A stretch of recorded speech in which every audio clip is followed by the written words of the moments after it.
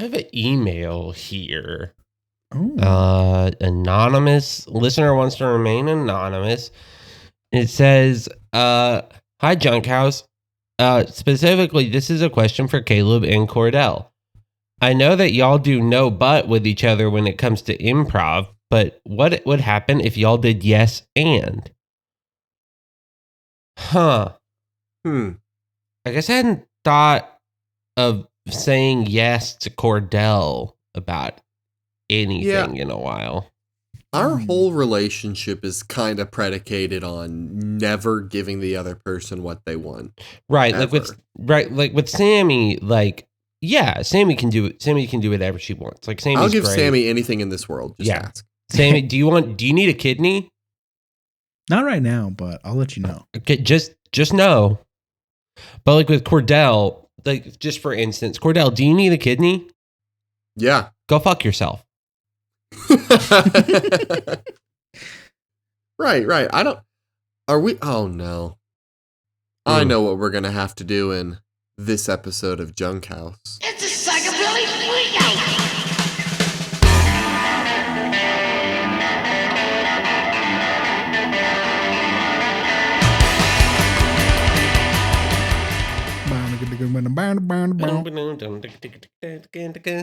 Ace of Spades. I don't even remember what Psychobilly Freakout sounds like anymore. I know it by heart. Like, every time I do it, it's Ace of Spades in my head.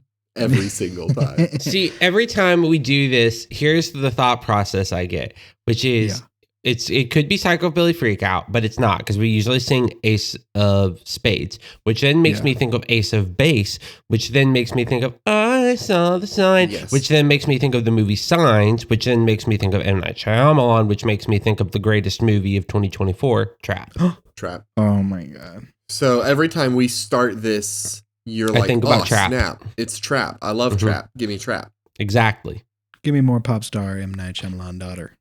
Yeah, actually, hold on. There is a movie coming out this year. Let me double check the name of it real quick. Y'all talk. Y'all can talk about something for a second. That's fine. Well, I find this because it's a Josh Hartnett movie coming out this year. Oh yeah, Josh Hart. Yeah, I know what you're talking about. He's on a plane. Oh yeah, the one with the planes and there's snakes on the plane. No.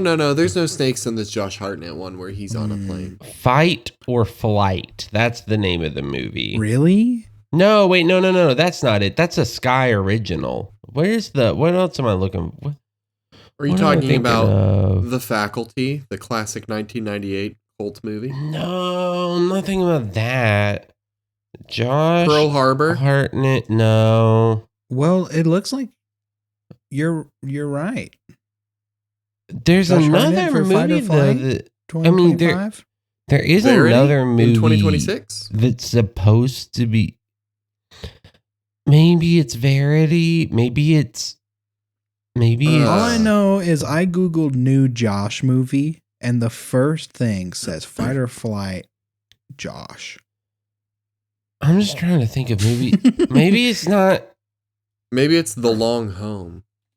Maybe it's Fight, Flight, or Freeze. And they're in the Arctic. Oh. Now that actually sounds kind of fun. You ever heard of? Or maybe I Snowpiercer? got. Yes. Think of that, I but a plane. I'm just glad that Josh Hartnett is back. He's so back. He's back. I love him.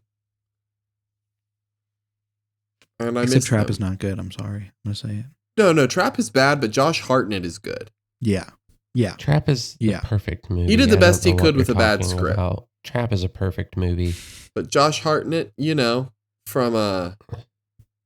from Pearl Harbor and Black Hawk Down and The Faculty. I confused Josh Hartnett with somebody else. I'm sorry, guys. I confused the names. Purely names alone. Josh O'Connor is in Wake Up Dead Man, which comes out later this year. and I'm These are excited. very different actors, Caleb. They are, but it's kind of like how if you say the name Jeremy, it can be Jeremy Strong, very different actor. I'm thinking of Jeremy Renner. Well, I mean, who isn't? Could be Jeremy Renner, you know? You could be referencing Jeremy Irons and talking about freaking Lion King, and I'm gonna be thinking Jeremy Renner the whole time. I'm gonna think about him shooting the arrows and about his He was good at that. When did we launch the Junk House app? I've had it. Really? Yeah. It's just me on there. Have you posted any tasteful nudes on there yet? It's exclusively tasteful nudes. It's just I'm glad they're tasteful at least, because I was worried that you were going to say it's exclusively distasteful, and that would be a worry. I was going to puke. Caleb, Sammy, mm-hmm. I'm always tasteful. Yeah. That sounded run the theme. Run the theme again. Every time I say a one-liner, run it. That's the joke of the episode. No, Caleb, I think we're going to have to do improv where we are exclusively actually building off of the other one's idea. I'm going to be have to do this episode. Okay, so I'm going to be real with you. Back in the day, back when I was like actually pursuing a theater degree, and we're not going to do that segment. Maybe we do that segment later, but Second City out of Chicago came down to the college I was going to and did a master class with us. And it was like a improv master class, which was very cool. Because like Second City is like SNL people. So I got to learn improv from like people who are like masters of it, which was very cool. Even in that, me and the person that was assigned to be my improv partner had more fun doing no but. And the scenes we did were very good, but they were like, you're supposed to be doing yes but have y'all done improv before? And we were like, yes. And they said, okay, so you've gotten to the point where no but is like possible. Because it's more funny when you do no but if you're good at it.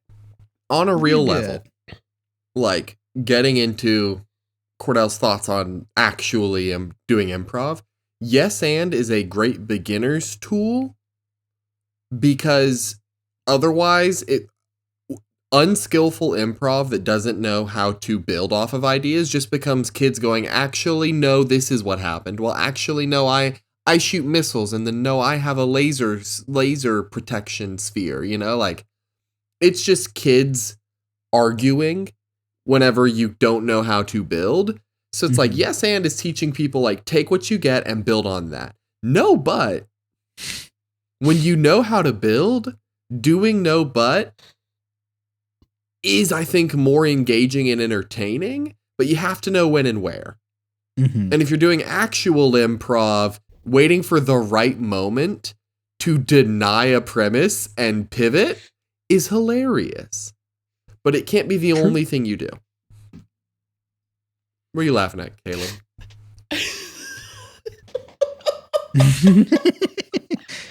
It's not even that funny, but I was like, oh man, I wonder, I'm going to pull up a list of conversation starters because I think that'd be funny to do later in the episode. And the first thing that popped up was Women's Health Magazine, 255 questions to start a conversation for adults.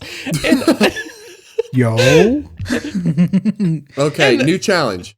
For this episode, for the rest of the episode, every topic must be started with a conversation starter from that list. Oh my God.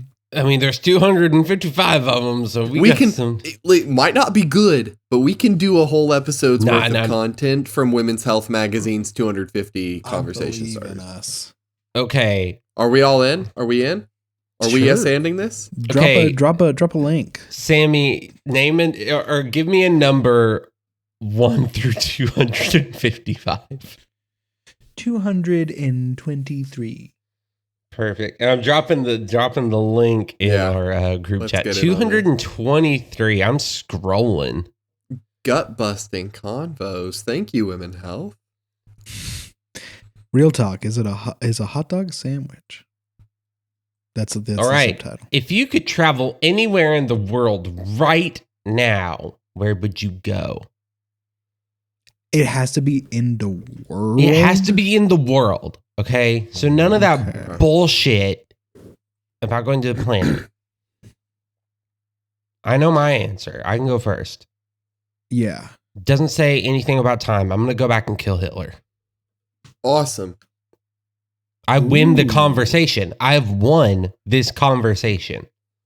Well, what happens when you go back there and there's like a whole war of people that went back in time to fight and kill Hitler, and the people that went back in time to save Hitler? I'm going to go back and kill Hitler. That's what's going to, I'm going to succeed. That's what's going to happen.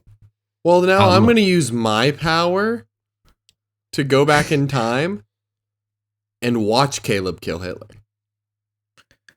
I'm going to go back in time and I'm going to get Hitler into art school so he never becomes an evil human being.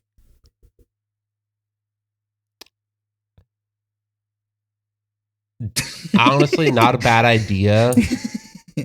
Maybe, I don't know. Possibly not a bad idea. That's what I'll put it at. Possibly not a bad idea. Like, there is a possibility Hitler just becomes an artist with abhorrent views and doesn't do a genocide.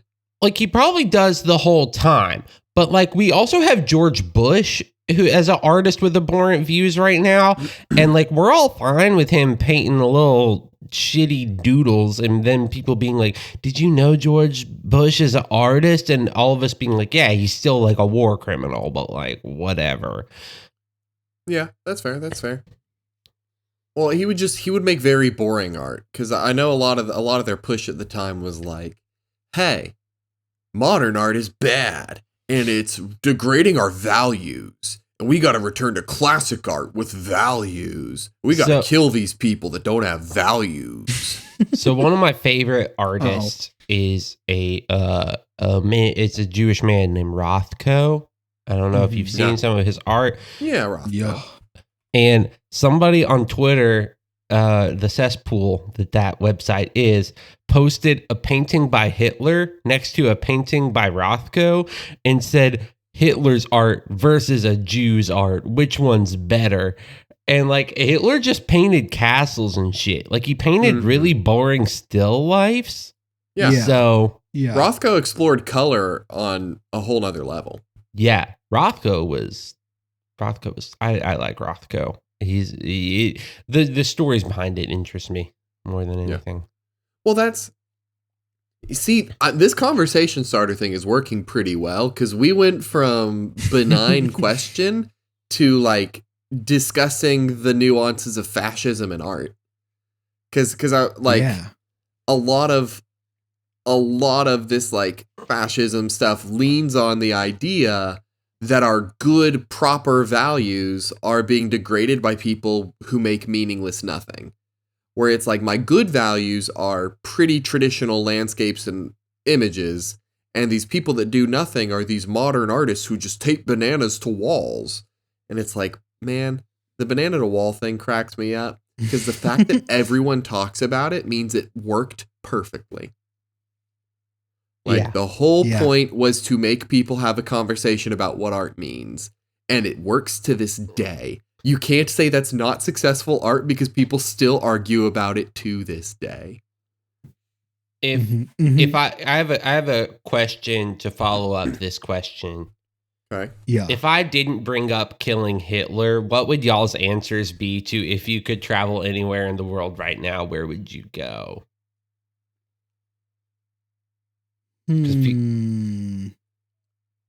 Is it just like you fly there and then you come back?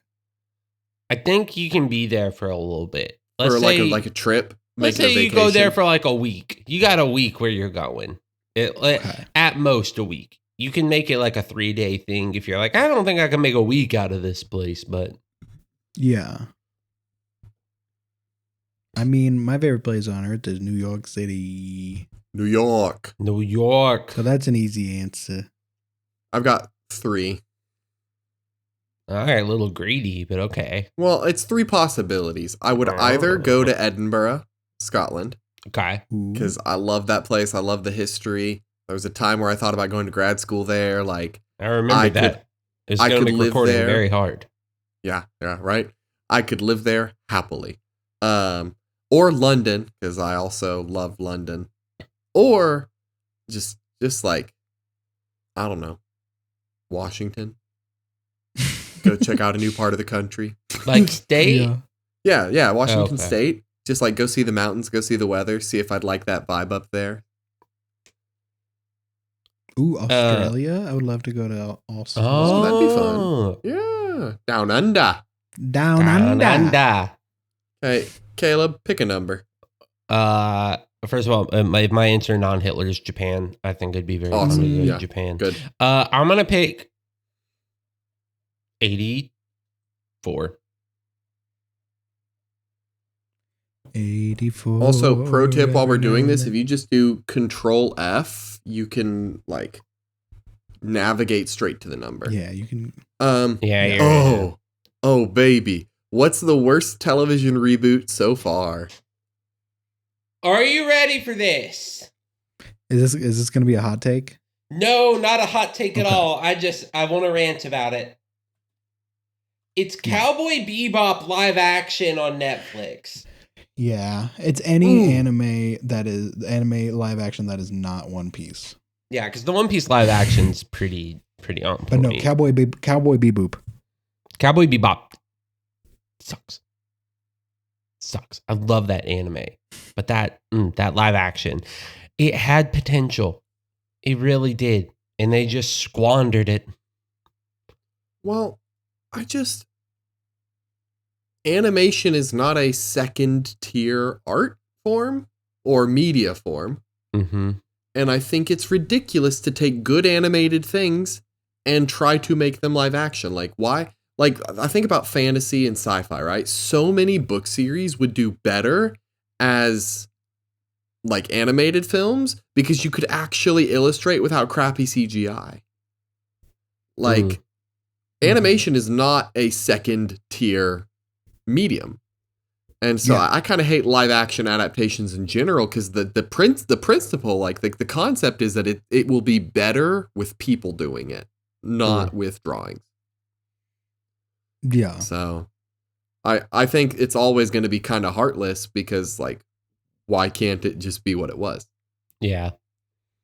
That's why the One Piece is actually a good one, because they actually like it's different enough to be like, this isn't the same thing. Like if you're going to watch if you're a One Piece fan, but also it might get people in actual One Piece because it's Right. different. And it seems like Mhm. people actually have heart and understand.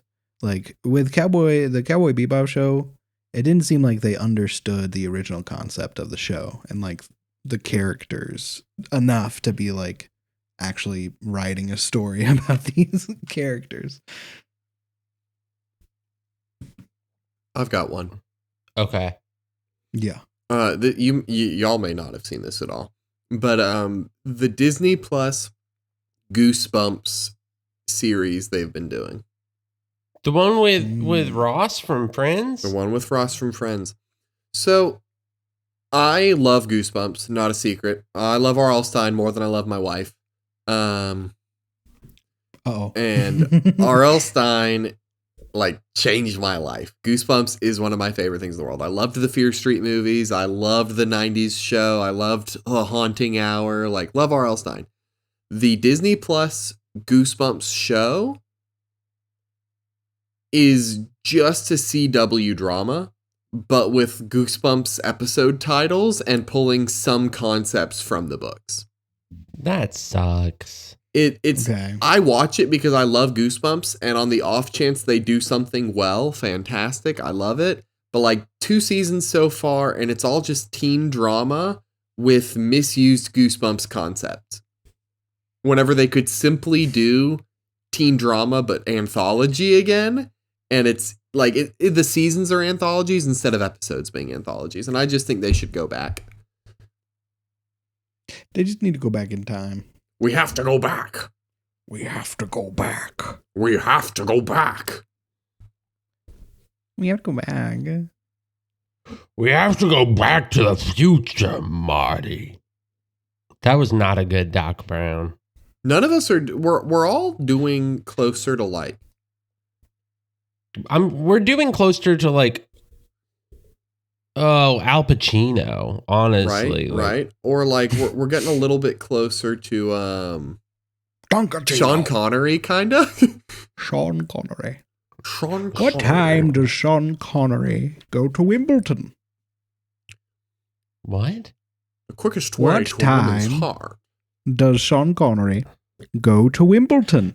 2:30. Tennis. Oh, that's good. That's good. Oh, that's That's good. really good. Sammy, do you Okay. have a reboot that you hate, that you think is bad? I guess it doesn't count as a reboot, but all of the new SpongeBob's are not as good as the old SpongeBob. Yeah. Nah, I'd call it a reboot. The It's heart's basic. gone. Yeah. It's really sad. Yeah. Let's Cordell, you pick a number. yeah. 169. Yo, that's the funny number with 100 in front of it. It's What 100 is of them. the perfect cat name? Bingus. Kale got in one. Oh, that's so good. I'm going to take a cue from a couple sources and say any kind of fish name is perfect for a cat. Sardine, guppy, tuna. Like, naming a cat the thing they love to eat, I think is very funny. Swordfish. Swordfish. My cat, swordfish. My Shark. cat, great white shark. My cat, megalodon. Like, it works. This is my cat, the Brazilian bucktooth. This is my cat, coelacanth. This is my cat, Fallout Boy. Oh, yeah. Name your cat Fallout Boy. Brandon Urie. Y'all want to That's know not- something That funny? has nothing to do with Fallout Boy, but No. Y'all want to know something kind of funny? What? what? This is something I like about fish and how it's done. You know how in the last, let's say 10, 12-ish years, right? The new thing that people have been putting on menus fish-wise as like, this is the premium stuff, is Chilean sea bass, Oh, right? Like you see that on Sure. menus like, ooh, Chilean Yeah, I sea believe- bass. That sounds fun and exotic. You know what its actual name is? And this is why marketing is so important. The Poop Fish Carp Town. Not far off. Honestly. Before it was known as a Chilean sea bass, which is not even a bass. Like, it's not related to them at all. It's the Patagonian toothfish. But no one wanted to Oh. eat a toothfish. Yeah. So it used to be sold for like pennies.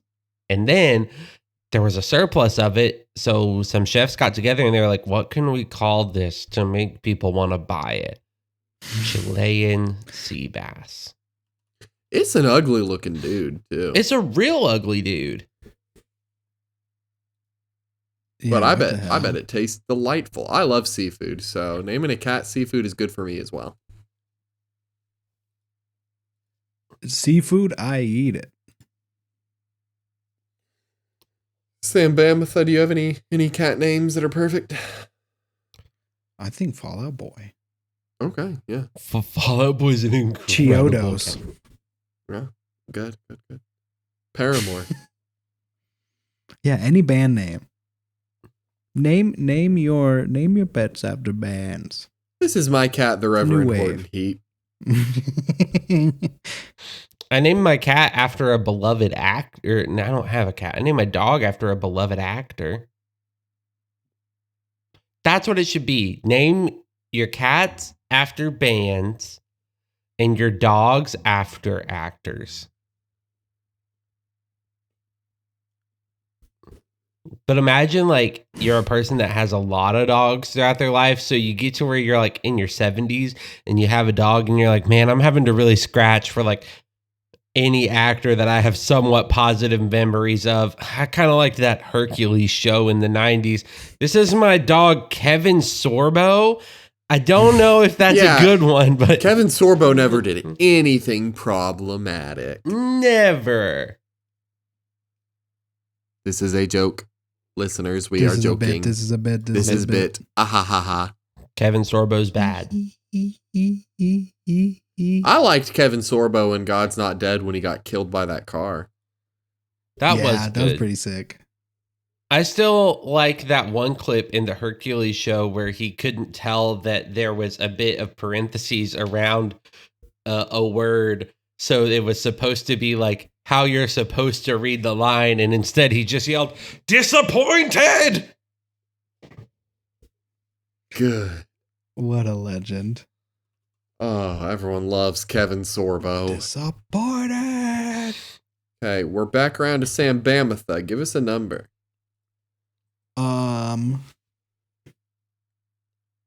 12. Got it.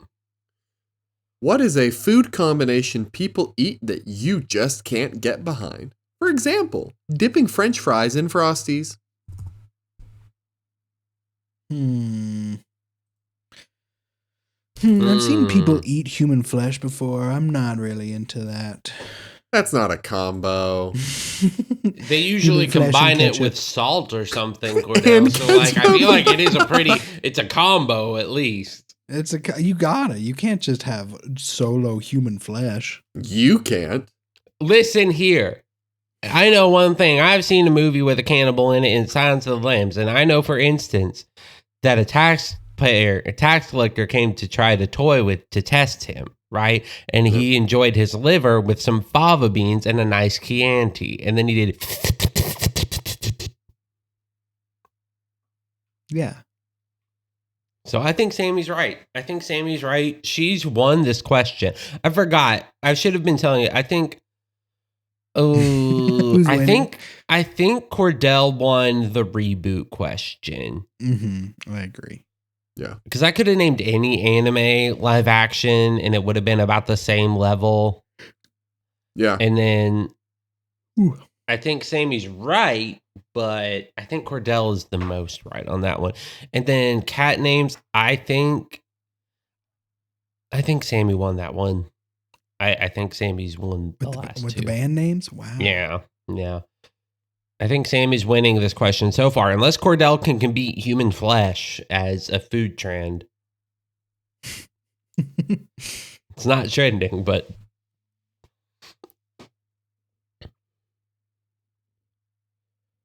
I believe every day's a good day with your pains. Anything with non-dill pickles. oh. Okay. I think that's worse than cannibalism. Dill is the only good pickle type. Quit using other types. It's bad. I kind of agree with you on that. I don't know if it beats human flesh, but Okay, well, Caleb, how many times have you seen a person eat human flesh? are we counting movies and TV shows? No. Real life. In real life, I don't think any time. How many times have you seen people use non-dill pickles or relish on things? Yeah, quite a bit. Yeah, quite a bit. Yeah. I think Cordell wins. I think Like, Cordell objectively, human flesh is worse. Here's the So thing. the worst combo is human flesh and Sweet bread and butter relish. pickles. If they don't go together, people, come on. Like, come on, don't get your pair. taste right. I just can't. I'm not really like a big sweets person. So like a lot of stuff where it's like I don't like when people try to make cotton candy other flavors because it's like dill pickle cotton candy, and I'm like, why would you do that? That's objectively horrible. Or people Yeah, are like, I- this is baking soda, and I'm like, this is horrible. Why I did do you do think this to me? Savory and sweet can combine. Turning sweet things into savory approximations, I'm not okay with. I think turning purely savory things into not like chocolate covered bacon. Okay. Do I love it? No, but I can see how it works because Right. chocolate has the bitterness. But just saying this is cotton candy that we dripped some pork fat into to make it into bacon cotton candy. Negative, bad, so bad. That's so bad. You're right. So bad. Or So I can bad. never get behind the back in 2015, 2016 when put your bacon on donuts, put your bacon in a milkshake, put your bacon on everything that's sweet. That was a bad trend. Mm-hmm. Just the whole bacon trend with the bacon like lip gloss and bacon shampoo. Like there is It one took me years exception. to be back okay with bacon. There's one exception to that, and it's in Memphis. And this is one of the very few good things about that godforsaken city. Gibson's Donuts, which is like an old school donut shop, kind of over off of Poplar, has a maple glazed donut that they dip into smoked bacon bits, and that slaps. Unironically, so good. So good. So good that they tried to take it off the menu, and then the owner received death threats because it was taken off the menu and people wanted it real bad. Oh my god! I'll kill you. Oh, bring it back. Planet. Yeah. I think Voodoo Donuts has a bacon donut as well. Bacon and donuts kind of goes together because those are also both breakfast items, you know? Yeah. So like you already kind of associate them a little bit.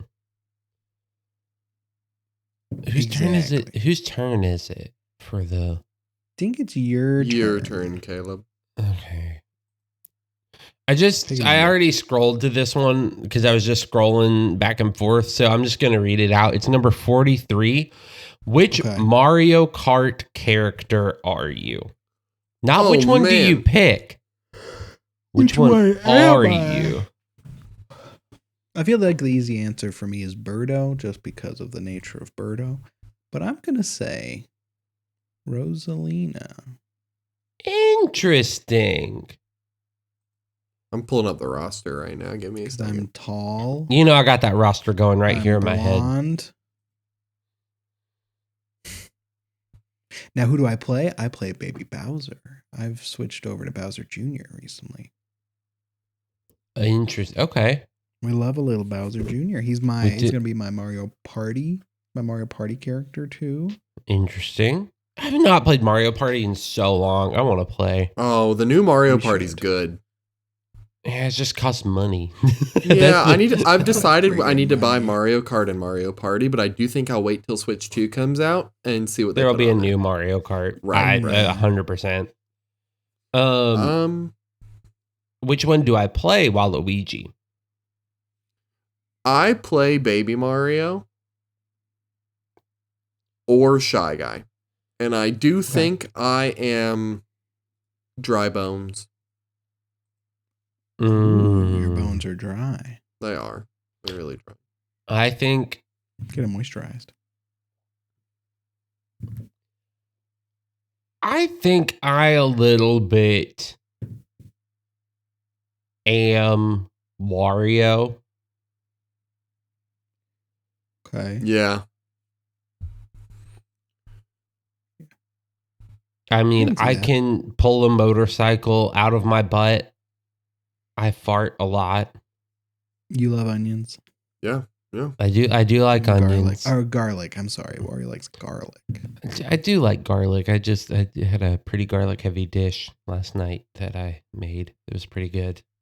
Now the question is, did it turn you into Super Caleb? No, not really. But I feel like if Wario switched life a lot and decided to become an NPR host, I feel like that's kind of the vibe. You know what? I have. I think that's accurate. Yeah.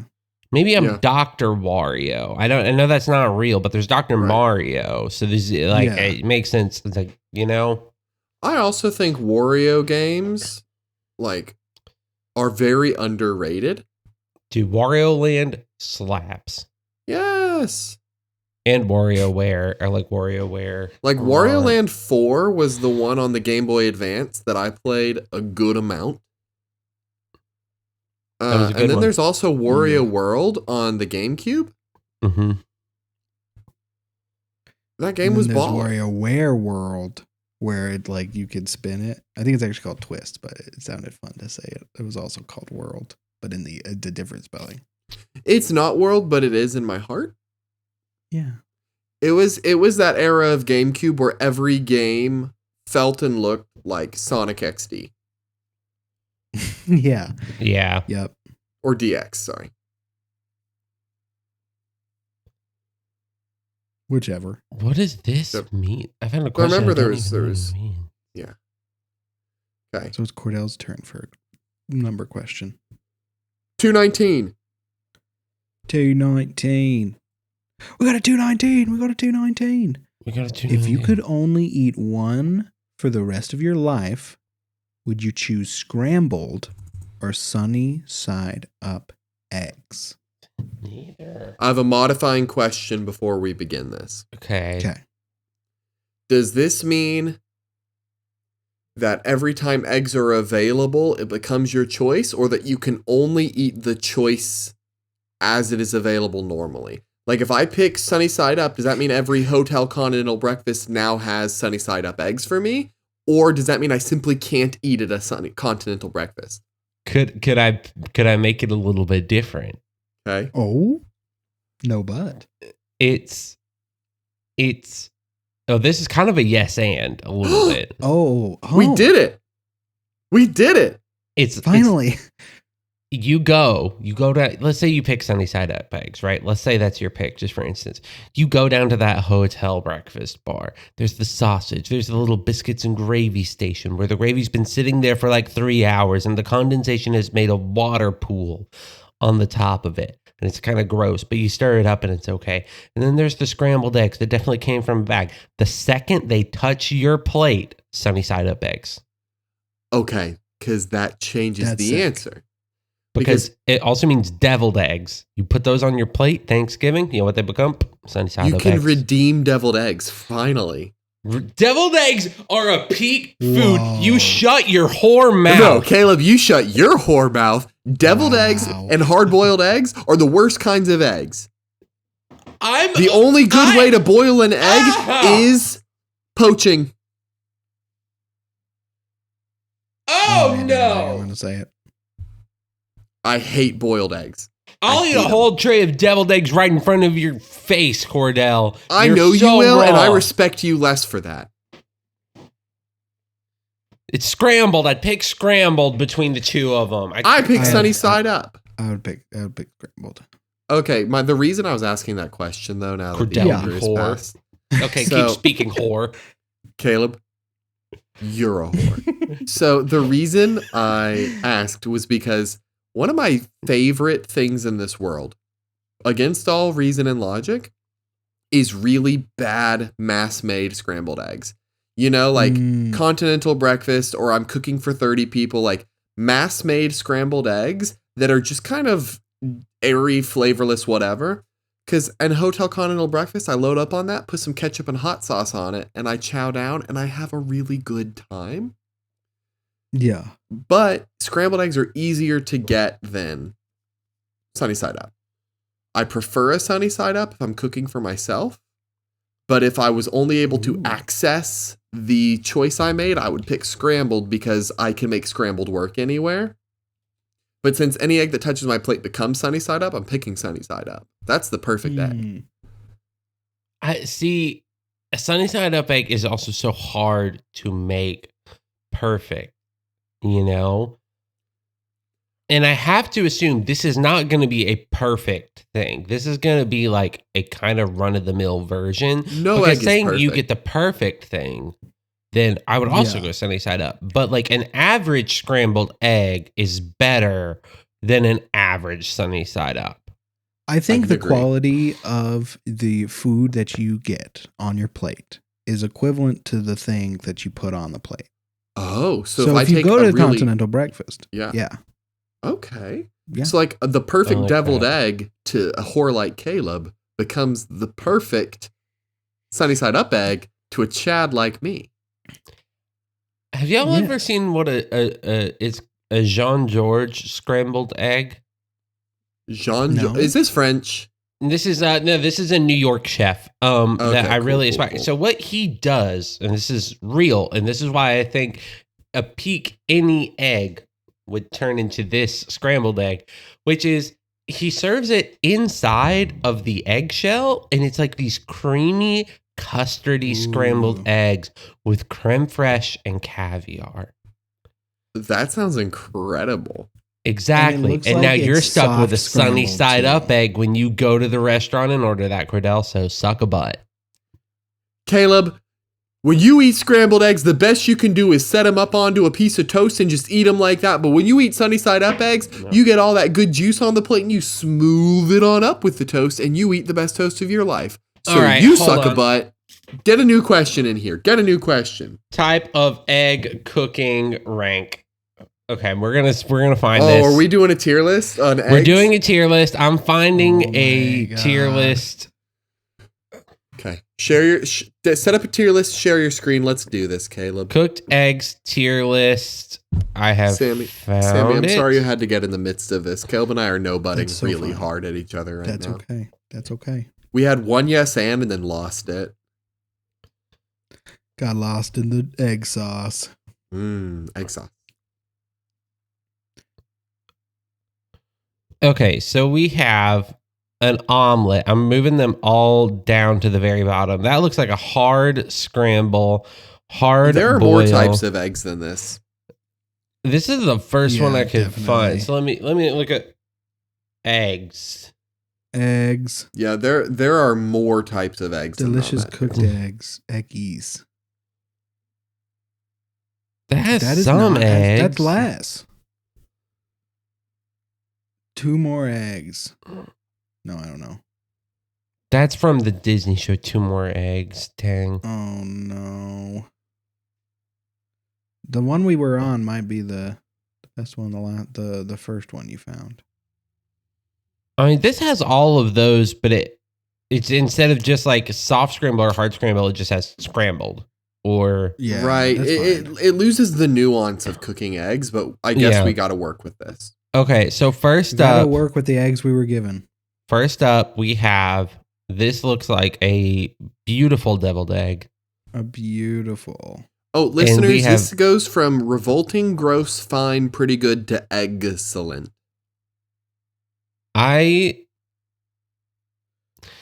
Deviled eggs are excellent. Even a so-so one is pretty great. Revolting. But Cordell, okay. I What think okay. we. Oh yeah. What is revolting to you about a deviled egg? Okay, so the reason I dislike hard-boiled eggs in general, right? Uh-huh. And quiche, I will say. Don't like quiche. There is a point where if a yolk is hardened and not blended with the white, where it starts to become, where both the white and the yolk become rubbery and not good. And that texture mixed with that eggy smell that is not good is just overpowered in every kind of boiled egg but poached. And quiche, I don't like the way the egg and bread blend into a bad texture monstrosity for me. It's all a texture thing and a smell thing. So, Okay. fair. Would you be fine if we at least put deviled eggs in pretty good? I will concede that the people of Earth love deviled eggs, so pretty good is acceptable. I need hard boiled to be in fine at best. I love a hard-boiled egg. I'm not Because gonna lie. I think dressing up a deviled egg could put it in gross for me. Hard boiled is just revolting, in my mind. When I get ramen and they put a hard boiled egg in there, I give the egg to my wife. I'm okay. I'm okay with a fine for hard boiled. I think that is very considerate of you for even letting us put it there. I know I have strong negative opinions there, and I don't want to overtake the people. Here we have like an egg tart. It seems Like a little egg quiche. tart quiche type thing. A frittata? A frittata. I would put that in pretty good or excellent. Same. You said you are not a quiche man as well. I'm not. Again, it's a texture thing. But I can manage eating a quiche or frittata or a tart over eating a hard-boiled egg. So you can put that wherever you want. I will allow it. Okay. I will not fight you. I would put that next to it. Because like a sweet egg tart where you get like the custardy sweetness. Frittata is the best version of that kind of egg cooking, I think. Because it's the closest to an omelet. Yeah, because a frittata is just no bread. It's just the eggs and stuff. But the texture starts to get... I think when you cook eggs to a point where they lose that fluff to them, that makes me like them. And that's tough. So I will take excellent there. What's this next one? It looks like a poached. Oh. And not a great poach, but a poach. Excellent. I think poached eggs are excellent or pretty good. I agree. Okay. Omelet. Excellent. Maybe an top omelet of excellent, right? Okay. Can we agree the omelet is the perfected egg? Yes. Yes.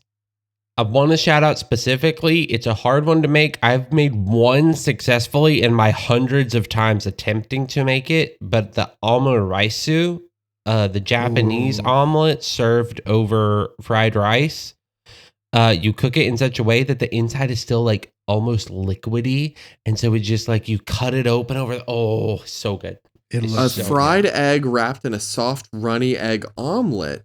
Fried rice wrapped in a soft runny egg omelet, topped with sweet savory sauce, usually ketchup. Oh, I could go hard on that. It's so good. Okay, yeah. But I think omelet's perfected egg because the texture is perfect, and you get all of it's the egg version of a calzone, and you can't make that bad.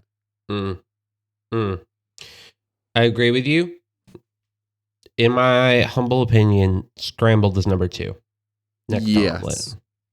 I think soft scrambled beats omelets for me. I agree with that, actually. Okay, how are you defining soft and hard scrambled for the people? Soft, for the way I've always made it, is where soft scramble is just still a little bit gooey. Yeah. It's not fully hardened. It's not like you can still move the sauce around the pan. Yeah. Soft scrambled is second best. Hard scrambled is when I start putting sauces on the eggs to make them better. Soft scrambled, you don't need add-ins. Yeah. Can I put y'all on something? This is the Caleb's Cooking Hour segment of it. Here's how to make the best soft scrambled eggs. And I'm serious. Okay. And some of these, this is just like according to science. I've read a lot of recipes. I've tested a lot of them. J. Kenji Lopez Alt's version is the best. So, 3 eggs. You're going to crack them in your bowl, whisk them up, put a little bit of salt in them before doing anything else. Whisk them up more. Leave them there. 10, 15 minutes, if you can. Let them kind of come up closer to room temp.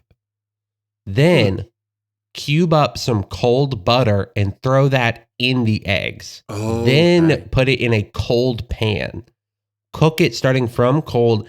Move it consistently. You can let it sit for a few seconds, but move it consistently because then that butter starts to melt with the eggs and it gets all the eggs, that nice butteriness to it.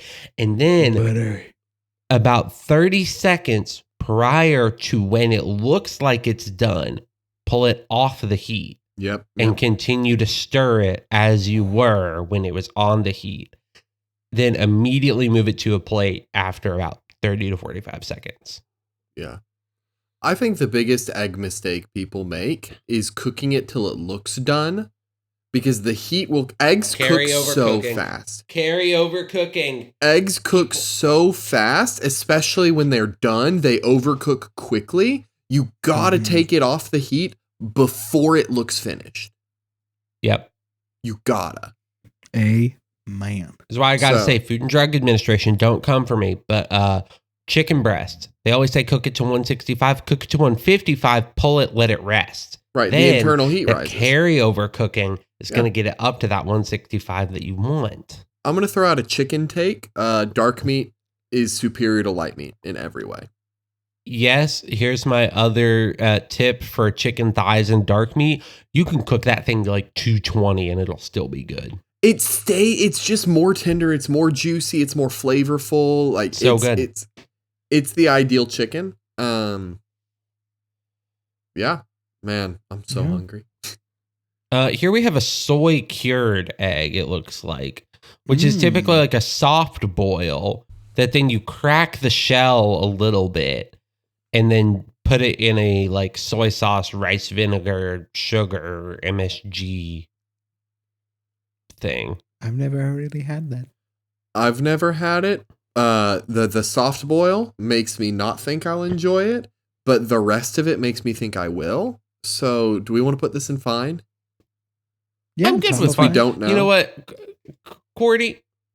I'm going to make some for you. And then when you come down for our corned beef weekend, Oh, we're also going to have some, which, Sammy, you're also invited to come over to Tuscaloosa for our corned beef weekend. yeah. So we do like, because last time I came, it was like, let's go eat here and let's go do this.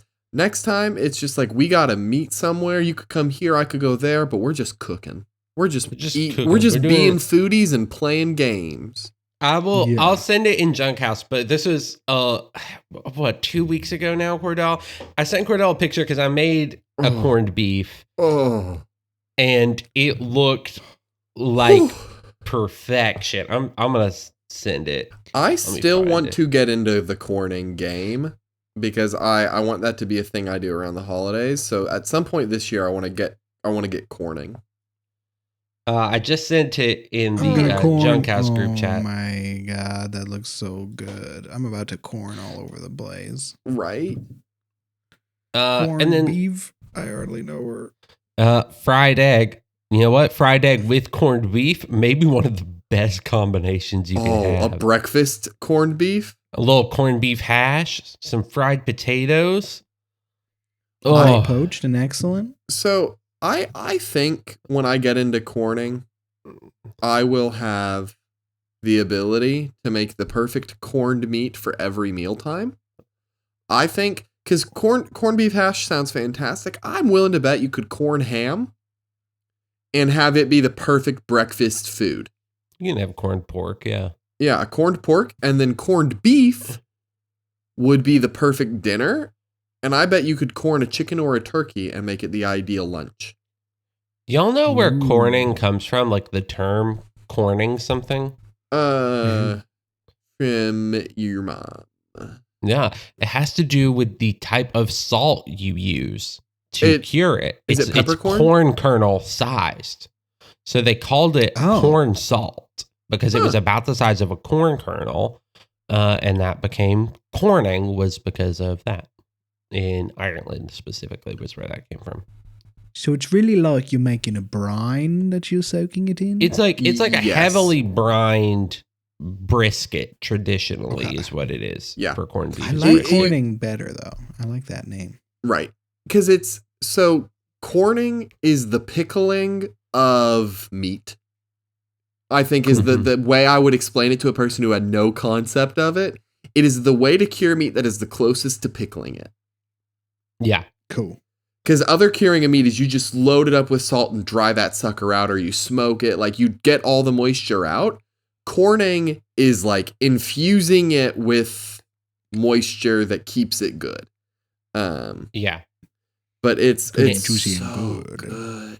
It's So also really interesting because corned beef and pastrami are basically two sides of the same coin, right? Right. Because it's the same cut, cured, and then cooked a different way, which came up because somebody on TikTok decided they were like, you're wondering what to do with that raw corned beef package that you bought at the store. Here's my recipe. And then it was like, soak it in water for a couple of hours to remove a lot of that excess salt.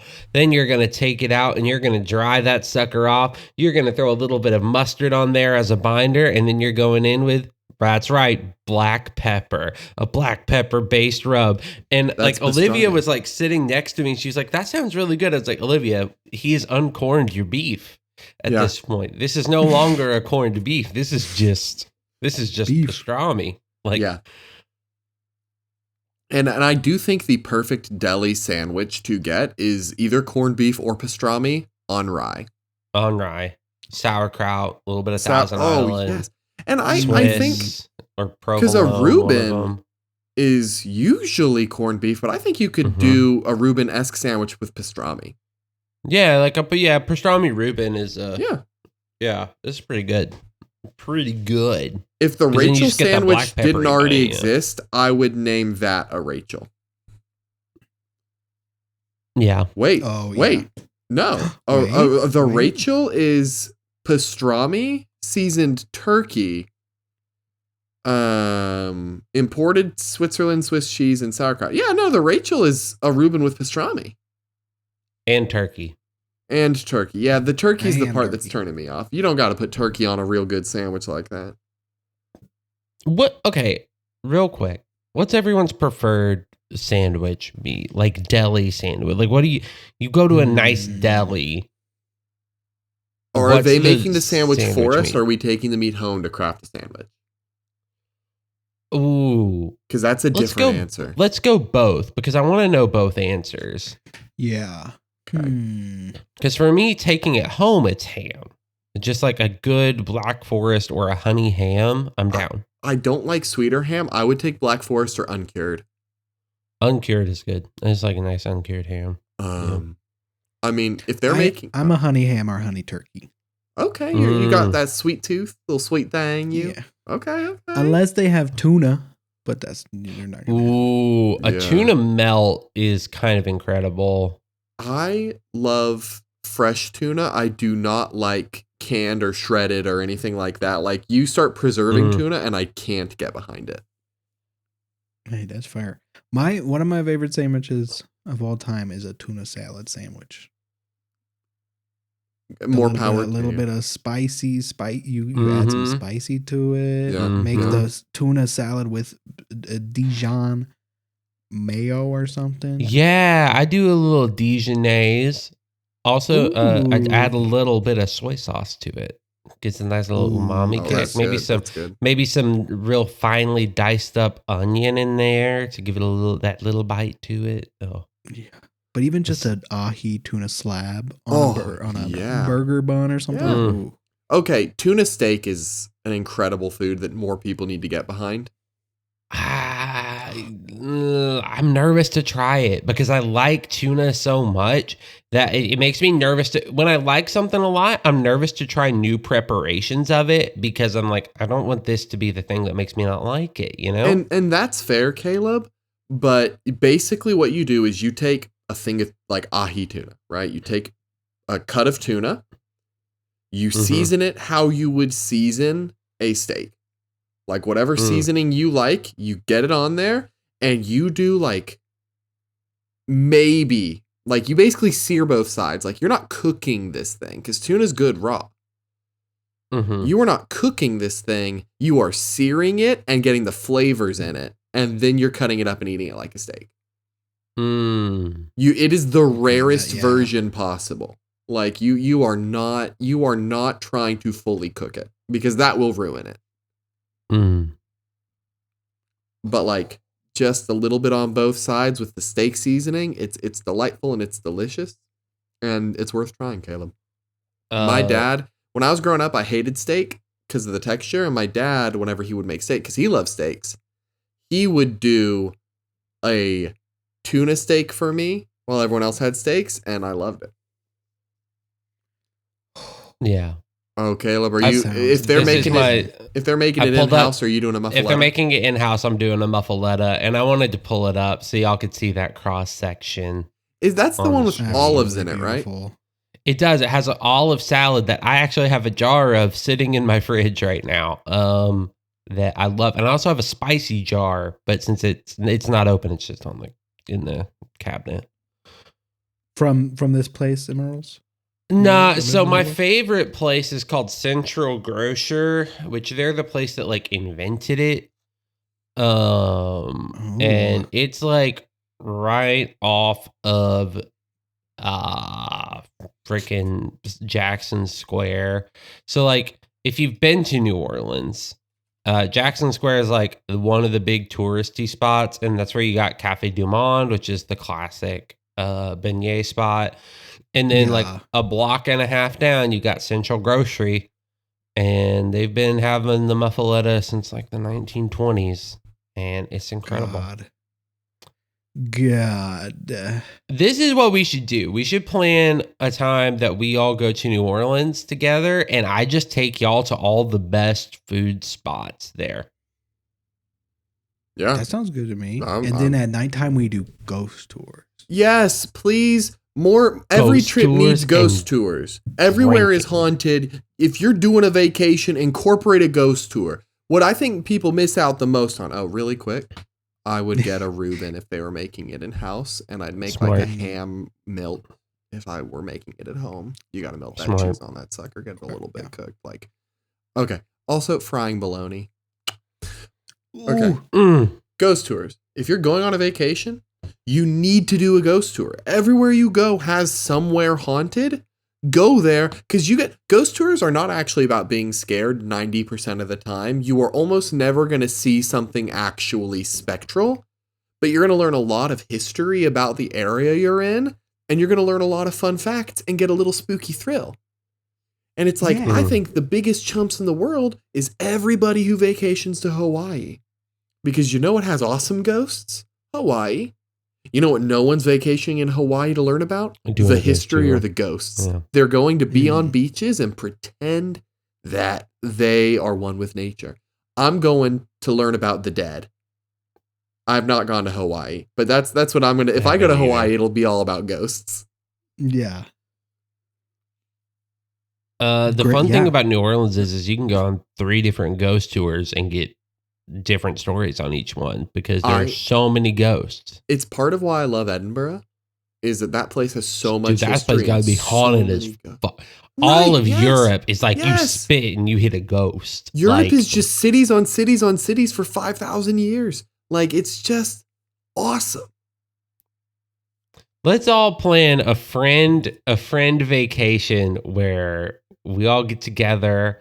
Maybe get an Airbnb a little bit outside New Orleans or something to save a little bit of money because being in New Orleans is kind of expensive. Plus, you can get like an all-day parking pass for one car for like $20 and just leave your car in a central location and then just go. And then we can just go eat food, see ghosts. Most of the good ghost tours are actually during the day, though. They plan them more during the day, so that makes sense. Because like a lot of them are like on Bourbon, and Bourbon at night packed, right? Like in the hard, daytime? In the daytime, no one's there, and if they are, they're just there from the night before. So like, also in my experience, a lot of ghost tours at night are more for like entertainment value. And to up the spook and less about like, okay, what went down here? What's the sitch? Like, what's going on? It's a lot like a daytime ghost tour is going to be more informational and less trying to make you think you saw something and more just trying to tell you and teach you. So I could get behind some daytime ghost tours. That sounds good to me too, yeah. And then some nighttime ghost tours. And then maybe we all, if it's just the 3 of us and no like significant others or anything, maybe we spend one night in a haunted hotel room together. Ooh, okay. Just find a I know there's haunted hotels in New Orleans. Set up some podcast recording equipment and record a podcast in a haunted hotel room. Yes. And we have one mic dedicated to the ghost. Yeah. Just in case the ghosts want to say anything. I think the ghosts bring would like the equipment for ghost hunting too, as just a little like. Yeah. Are they here? Are they with us? Yeah. Do any of us have ghost hunting equipment? No. I have an immense sense of skepticism. That's important. I think that's what most ghost hunters lack is the ability to go, was that what I think it was? Most of them, like, you get your Zach Baggins or whatever that dude's name is, and he's just like, oh, I heard a creak in the floor. It was a ghost trying to communicate. And it's like, or it's an old building. Like, calm down. Chill out. Right. But you need that for when it's really a ghost. Yes, you need some empiricism. So I bring empiricism and skepticism. I bring a non-belief fully in ghosts. Like, I'm gonna be the guy that's like, even if it's like, I'm pretty sure that was actually a ghost, I'm gonna be the guy that's like, that's not a ghost. Sammy, are you a skeptic or a believer? Oh, you're a ghost. Yeah, I am a ghost. I don't know. I've always liked supernatural growing up, but I don't know if I really believe it or it's just entertaining to me. To quote Greg in Over the Garden Wall. Monster House? Oh. I really, really want to see a ghost. Really bad. Like, I'm a huge skeptic, but I would love to get proof. I would love to get evidence. I think there's too many accounts and stories to say outright nothing exists. But also, humans are very fallible. So it's like, I can't disprove them, but burden of proof is on the person saying they're real. I'm not saying they're real. I'm just waiting for evidence. It's like, but people are like, oh, I saw a ghost. Or I saw a ghost 100,000 times growing up. And it's like, and you never once tried to verify this. You just had all these experiences, right? Like, I'm heavy skeptic, but I would love to stay. I'm also, though, like, respectful. As much as I would love to stay in a haunted hotel room, I'm not going to, like, go to one where there's like, oh, yeah, this ghost is super aggressive. I'm not doing that. I don't like playing with fire. Even if I'm a skeptic, if it's real, I don't want that to be the one I encounter. Exactly.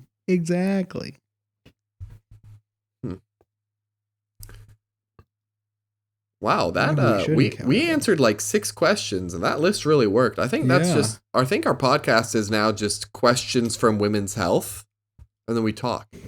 I want to say real quick, I think Sammy is the winner of this questions episode. And that's official. And next time, that means Sammy decides who the winner is of the next episode. Oh, that's good. Yeah, I think it could be a fun little segment to just ask questions, because a lot of those questions are really interesting and dynamic. I don't mind actually revisiting them. I was worried when Women's Health said 255, but you know what? A lot of them are bangers. But you know what's also a banger is our opening and closing theme song, Psychobilly Freak Out by the Reverend Horton Heat, off the album Smoke 'Em If You Got 'Em. Yeah. And if you liked this episode, you can rate and review us on Apple Podcasts and Spotify. Give us those 5 stars. Tell us what you thought. We also have TikTok and Twitter at Junkhouse Pod. YouTube as well. Check us out. Caleb Burley is a bad person who stole my job by reading us an email at the beginning. But you can email us at junkhousemmailbox@gmail.com. Be a good person. Email us during our recording time so I see it before Caleb does. You'll have to guess when we're recording. Yeah. It's typically going to be on a Tuesday, Wednesday, or Thursday. In the morning at some point after 9:30 Central. Good luck. Well, as we say every week. Do we think if we saw a ghost for real that we would all die? No. What's the ghost doing? You know. Oh yeah, I'd die. I'd die for sure. Getting that Dan Aykroyd treatment. It's like a Billy Freak Out.